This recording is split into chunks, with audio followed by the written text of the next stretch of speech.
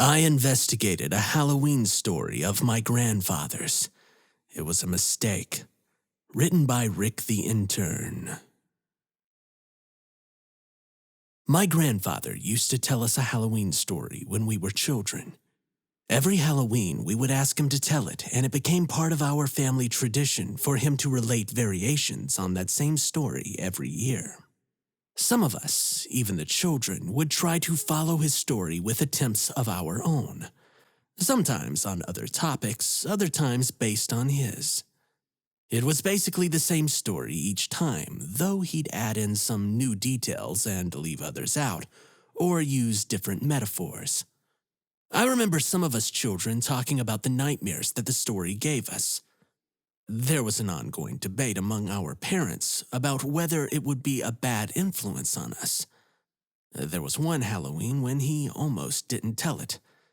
But I think our family was more or less in consensus that Grandad Dothan, who was normally reticent and withdrawn, needed to tell that story every Halloween as much as Uncle Brent needed to be the one to carve the turkey on Thanksgiving. My grandfather is no longer alive, having passed away when I was a teenager. But recently, I decided to look into this urban legend of his and try to find out whether it was his own invention or the larger community's. I found myself in hot water, as my grandfather would say.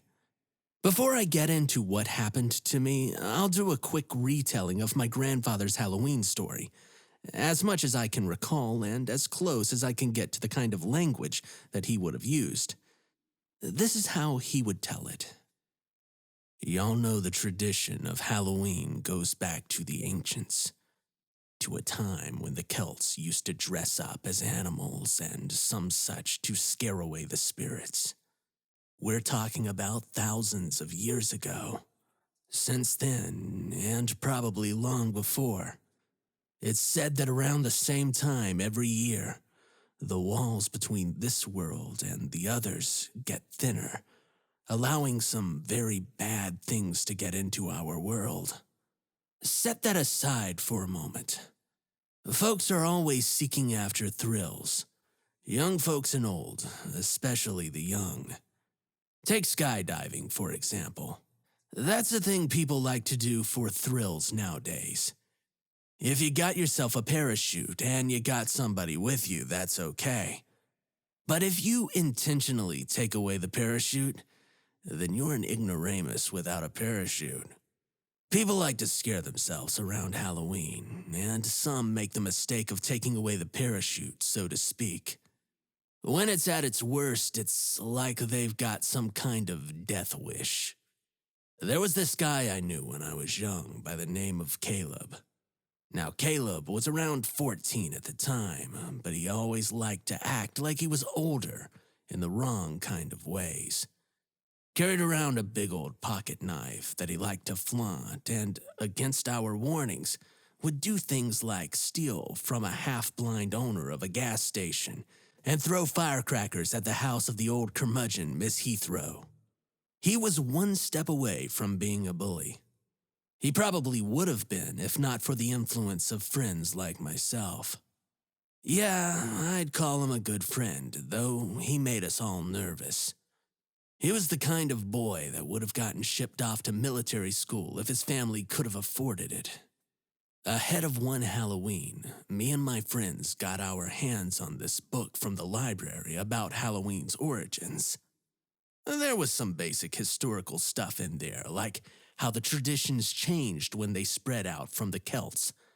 But there were also some odd little stories and accompanying illustrations about these Halloween thrill seekers of olden times who'd do things to try to entice the spirits into showing themselves. Some of those thrills looked very dangerous, even with the spirits out of the picture. Like one about how on Halloween a person might go out into the woods with a friend, have that friend tie them to a tree before leaving, and stay tied there alone throughout the night. Their thinking went that by making yourself vulnerable, the opposite of trying to scare something away, you would entice those spirits to show themselves.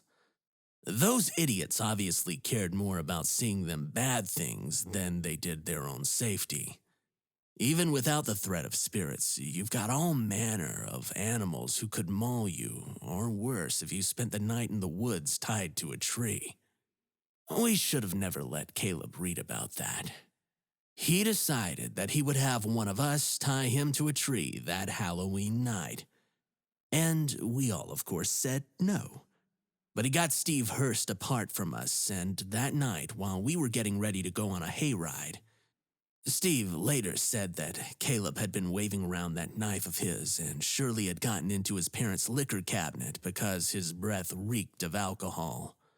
Steve believed that he had no choice but to comply.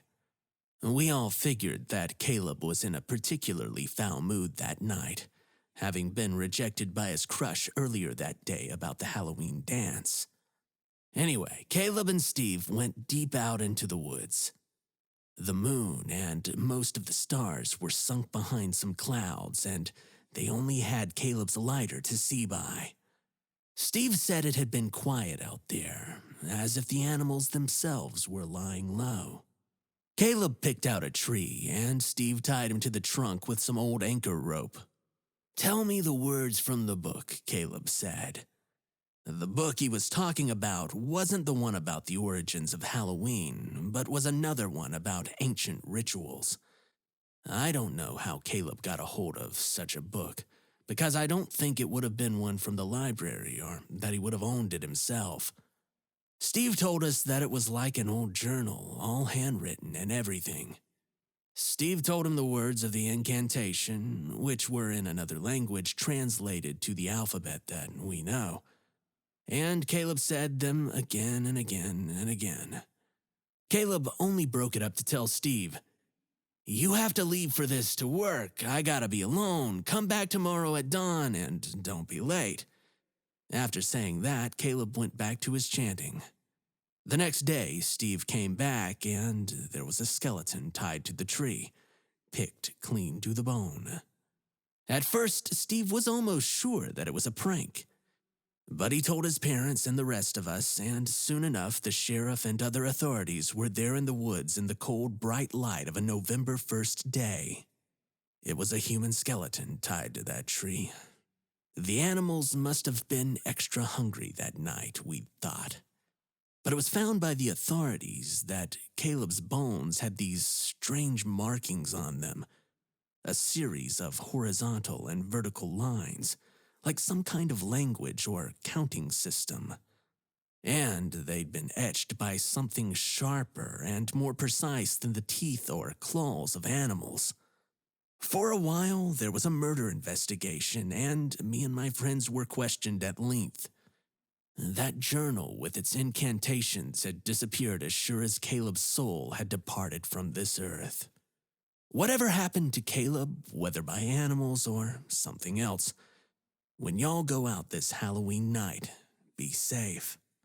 Don't pursue a thrill that ain't worth it. Anyway, that was my grandfather's story, or about as close as I can get to it. So, recently I decided to ask around about this story and see if anyone was willing to tell it, starting with my family. And no one would acknowledge that my grandfather ever told the story. My parents, surviving grandparents, aunts, and uncles got confused when I brought it up, evasive or just plain nervous. They asked me things like, "Are you sure you didn't dream it?" I did some calling around the community, first with friends, then with friends of friends, then officials, and even random strangers residing in my hometown. None of them said that they knew anything about the story.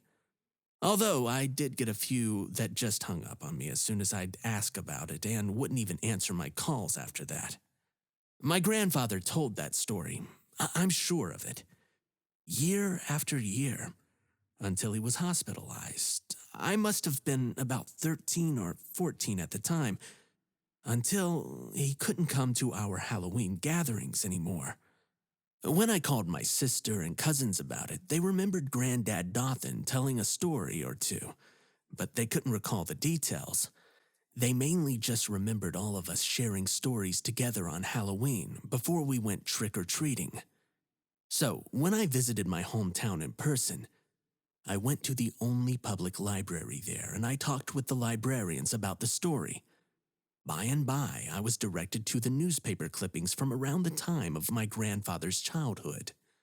I discovered some articles about a boy named Caleb who had died in the way described in my grandfather's story.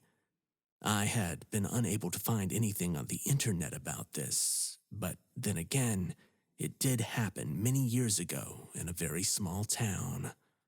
I was feeling very alone, scared, and confused already.